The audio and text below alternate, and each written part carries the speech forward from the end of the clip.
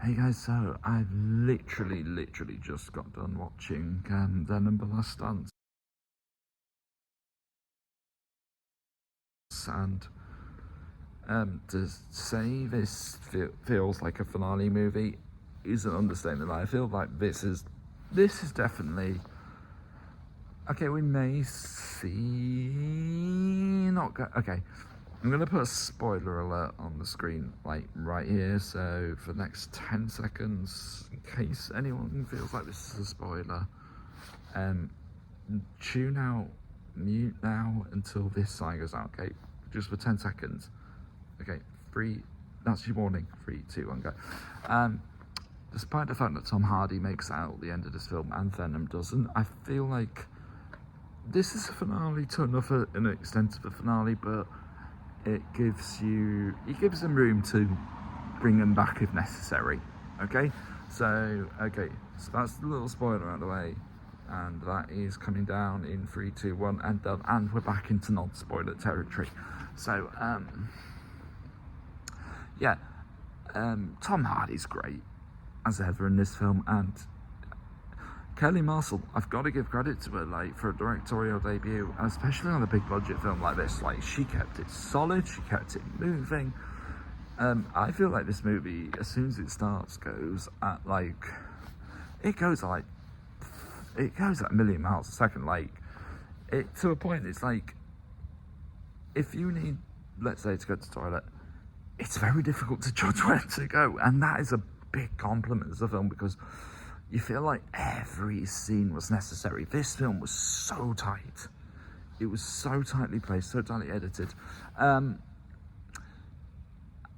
do think Juno Temple was a... if I was the director and I cast her, I would have gone, just stayed with the British accent. The American was a little bit all over the place. And I'm not going to lie, as an MCU fan, a Marvel fan in general, it was a bit jarring to see Chiwetel Ejiofor in a different role in another Marvel Comics movie, even if it's outside the MCU.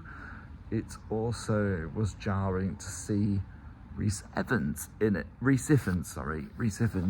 a different role to being in another Spider-Man film, but yet technically still slightly Spider-Man adjacent.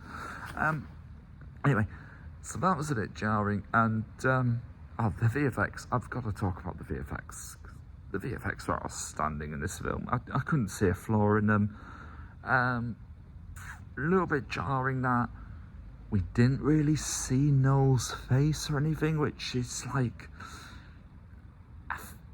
feels like, if you're gonna bring in a villain or someone to tease, like, surely have your actor in place. I do know it's Andy Serkis doing the voice, and I would have liked to have seen more of Andy Serkis' his face and doing it. I do know it's Andy Serkis doing the voice, and the vocal performance is absolutely terrific. So hopefully he stays on as Noel. I know he's got a connection to Venom films after directing the second one, so that's the last thing. It's also very sort of standalone. Like, I wouldn't say standalone. I do think absolutely it's a requirement to have at least seen the first one or the second one. You do need to have done your homework a little bit on this one. However, what I mean by standalone is that it doesn't have the ex-girlfriend in it. Doesn't have her ex-husband in it. It is set outside San Francisco like this, so he took a bit of a breath and done something else with it. Villain-wise, I was saying about Noel, you don't really see his face. He's not really in the movie all that much, but they have teased he's going to be more going forward.